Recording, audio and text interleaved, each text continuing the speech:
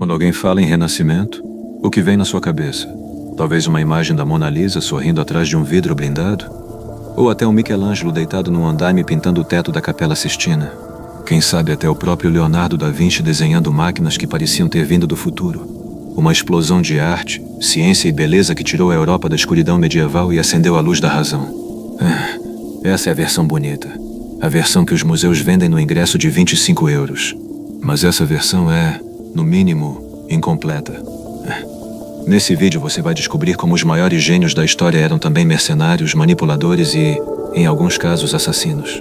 Como os Médici, a família mais poderosa de Florença, financiavam obras-primas de manhã e envenenavam rivais à noite. Como o Papa mandou construir a maior igreja do mundo, vendendo perdão pelos pecados. E como a beleza que a gente admira nos museus foi construída sobre uma fundação de sangue, conspiração e poder brutal. O Renascimento não foi uma era de luz. Foi uma era onde a luz e a escuridão coexistiam no mesmo pincel. Vamos começar por onde tudo começou. Florença, século XV. Para entender o Renascimento, você precisa entender uma coisa primeiro. Ele não nasceu de um amor puro pela arte e pelo conhecimento. Ele nasceu do dinheiro. Muito dinheiro. Florença era o centro financeiro da Europa. E no topo da cadeia alimentar estava uma família, os Médici, banqueiros. Não eram nobres de sangue. Não eram reis, eram banqueiros que emprestavam dinheiro para reis, e isso os tornava mais poderosos que qualquer coroa. Cosimo de Médici, o patriarca, entendeu algo que poucos entendiam naquela época. Ele percebeu que o poder bruto, espadas, exércitos, títulos, era frágil, podia ser tomado. Mas o poder cultural, esse era permanente. Se você financia a arte, se você constrói as igrejas, se você banca os pensadores, você controla a narrativa. Você não precisa de uma coroa se todo mundo sabe que a cidade é sua. Então os Médici começaram a financiar tudo. Brunelleschi para construir a cúpula do Duomo, Donatello para esculpir, Fra Angelico para pintar. Não era caridade, era estratégia política. Cada estátua, cada afresco, cada biblioteca era uma declaração de poder disfarçada de generosidade. E funcionou. Os Médici controlaram Florença por gerações, sem nunca usar o título de governante. Oficialmente, Florença era uma república. Na prática, era uma oligarquia bancária com verniz democrático. Soa familiar? Mas o poder dos Médici não se manteve só com arte e dinheiro. Se manteve com violência. A história que os livros preferem não contar é a conspiração dos Pazzi. Abril de 1478, a família Pazzi, rivais dos Médici, decidiu que a única forma de quebrar o monopólio era eliminando os dois irmãos no comando, Lorenzo e Giuliano de Médici. E decidiram fazer isso no lugar mais sagrado possível, dentro da Catedral de Florença, durante a missa de Páscoa. O plano era simples e brutal. Na hora da elevação da hóstia, quando todos abaixavam a cabeça em oração, os assassinos atacariam. E atacaram. Giuliano foi esfaqueado 19 vezes. Morreu ali mesmo, no chão de mármore da catedral, com o sangue se misturando à água benta. Mas Lorenzo sobreviveu. Ele sacou a espada, se defendeu e se trancou na sacristia. E a resposta dele foi apocalíptica. Lorenzo soltou a fúria de Florença sobre os Pazzi. Os conspiradores foram caçados um por um. O arcebispo de Pisa, que estava envolvido no complô, foi enforcado das janelas do Palazzo della Signoria, ainda vestindo as roupas eclesiásticas. Outros foram arrastados pelas ruas, mutilados, pendurados nus nas janelas dos prédios públicos. Botticelli, sim, o mesmo Botticelli que pintou O Nascimento de Vênus, foi contratado para pintar os conspiradores enforcados na fachada do palácio. Arte a serviço da vingança. Beleza como instrumento de terror. E aqui está o ponto que ninguém fala. O Papa Sisto IV estava por trás da conspiração.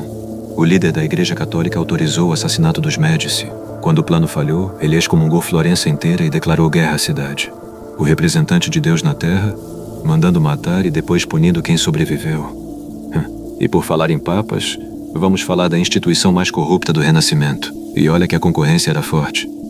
O papado do Renascimento não era uma liderança espiritual. Era um trono político disputado a facadas, subornos e veneno. Literalmente veneno. O caso mais extremo é a família Borgia. Rodrigo Borgia comprou o papado em 1492. Não é força de expressão. Ele literalmente subornou os cardeais um por um, distribuindo palácios, cargos e fortunas até garantir votos suficientes para se tornar o Papa Alexandre VI. Uma vez no poder, ele tratou o papado como um negócio familiar. Nomeou o filho Cesare Borgia como cardeal aos 18 anos um adolescente que não tinha a menor vocação religiosa e que mais tarde abandonaria a batina para se tornar comandante militar. A filha, Lucrécia Borgia, foi casada e descasada 3 vezes como peça de xadrez diplomática, cada casamento selando uma aliança política, cada anulação descartando um aliado que perdeu utilidade. E o veneno? Os Borgia eram famosos pelo veneno. A cantarela, uma mistura supostamente feita com arsênico, era a ferramenta favorita. Convidavam rivais para jantar, e o rival simplesmente não acordava no dia seguinte. Historiadores debatem quanto disso é fato e quanto é lenda negra criada pelos inimigos dos Borgia. Mas o fato de que a acusação era tão crível na época já diz tudo sobre o ambiente moral do papado renascentista. Cesare Borgia, aliás, era tão eficiente na brutalidade política que Maquiavel o usou como modelo para o príncipe. O livro que inventou a ciência política moderna foi inspirado num filho de papa que matava, traía e manipulava sem pestanejar. E Maquiavel não escreveu isso como crítica, escreveu como manual. Mas se os Borgia eram a versão mais escandalosa, o papado como um todo não ficava muito atrás. E aqui entra um dos episódios mais absurdos da história da igreja. Para financiar a construção da nova Basílica de São Pedro, a maior igreja do mundo, o Papa Leão X autorizou a venda em massa de indulgências. O que é uma indulgência? Basicamente, perdão pelos pecados, mas não o perdão espiritual que vem do arrependimento. Perdão comercial, você paga, Deus perdoa. O frade Johann Tetzel viajava pela Alemanha com um slogan que ficou famoso: assim que a moeda no cofre cai, a alma do purgatório sai. Ele vendia perdão para pecados passados, presentes e até futuros. Você podia comprar o perdão para um pecado que ainda não tinha cometido. Um pré-pagamento de absolvição. E o dinheiro não ia para caridade. Ia para mármore, para ouro, para Michelangelo pintar o juízo final enquanto o povo pagava para garantir que não seria julgado.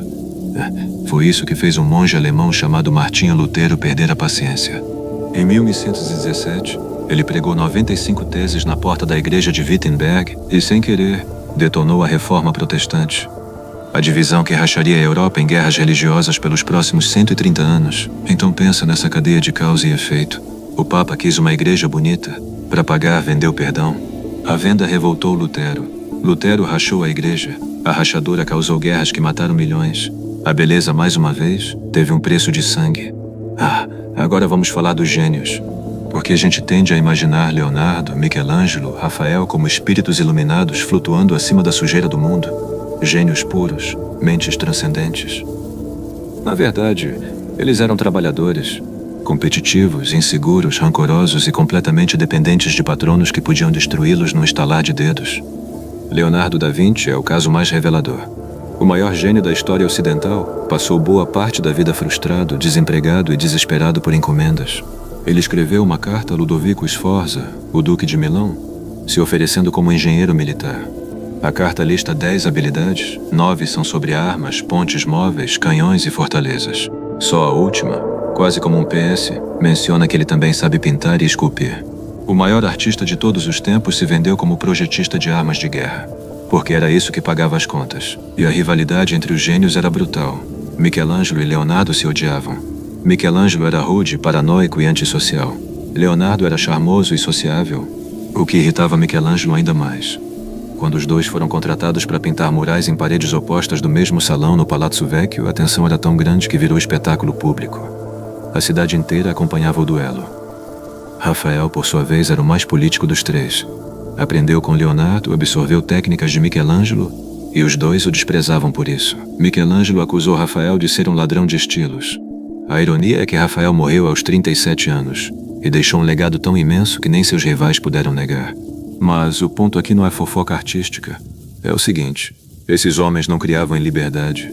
Criavam sob pressão, sob medo e sob a constante ameaça de perder tudo. O patrono que te encomenda uma Pietà hoje pode te jogar na rua amanhã. E se outro artista fizer melhor, você é substituído. A genialidade do Renascimento não nasceu da liberdade, nasceu da pressão. E tem um lado do Renascimento que a gente simplesmente ignora, o lado de quem não participou. Porque enquanto os Médici financiavam afrescos e os papas construíam basílicas, 90% da população continuava vivendo exatamente como na Idade Média. Camponeses, trabalhadores, servos. O Renascimento foi um fenômeno de elite. As ideias humanistas, a arte, a ciência, tudo isso circulava entre talvez 2 a 5% da população. O cara que arava a terra em 1490 vivia igual ao cara que arava a terra em 1290. Mesma casa, mesma comida, mesma expectativa de vida, mesma distância absoluta do poder. E para muitos, ficou pior. O crescimento econômico das cidades-estado italianas dependia de comércio, manufatura e guerra. Mercenários, os condottieri, eram contratados como quem contrata um serviço.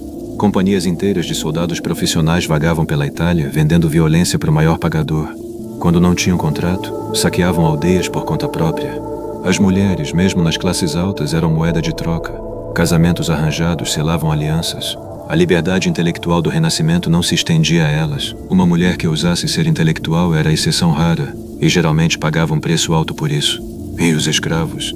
Sim, o Renascimento tinha escravos.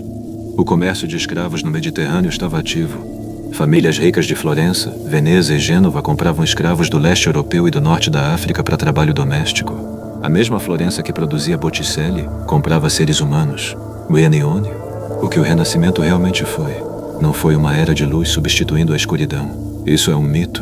A Idade Média não era tão escura quanto dizem, e o Renascimento não era tão luminoso quanto pintam. Guianione, o que o Renascimento foi de verdade, foi a primeira vez que o poder aprendeu a se disfarçar de cultura. Os Médici entenderam que é mais eficiente controlar uma cidade com arte do que com espadas. Os papas entenderam que uma basílica de mármore vende mais autoridade do que uma bula papal. Os príncipes entenderam que um retrato pintado por um gênio vale mais do que um exército. E essa lição nunca foi esquecida.